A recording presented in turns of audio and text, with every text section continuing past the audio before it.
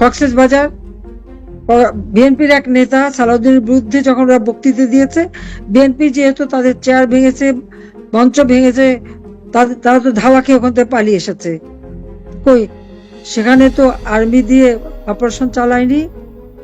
তবে কেন গোপালগঞ্জে?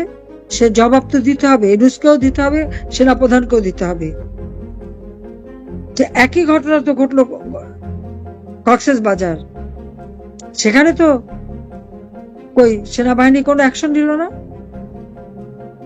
আর গোপালগঞ্জের উপরে এত রাগ,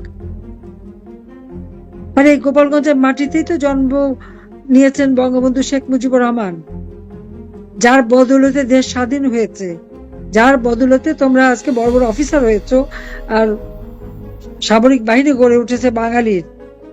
কোথায় কার কাছে বলবো? এরা কি মানুষের জাত? এইরকম অমানুষ তৈরি করলাম কেন, সেটা আমার আফসোস হচ্ছে। এখানে কমেন্ট কোথায়? হুকুম দেয় গুলি করো, সেপাহীরা গুলি করতে দ্বিধা করে, তাদেরকে গালি দিয়ে বলে সরাসরি গুলি করো। আরে গুলি করতে হলেও তো মানুষ একটা ওয়ার্নিং দেয়, ব্ল্যাঙ্ক ফায়ার করে, তা না, সরাসরি গুলি করে মেরে ফেলে দিতে হলো। পাখির মতো গুলি করে আমার লোকদের মারলো। আল্লাহ দিন দেবে, এর বিচার হবে একদিন।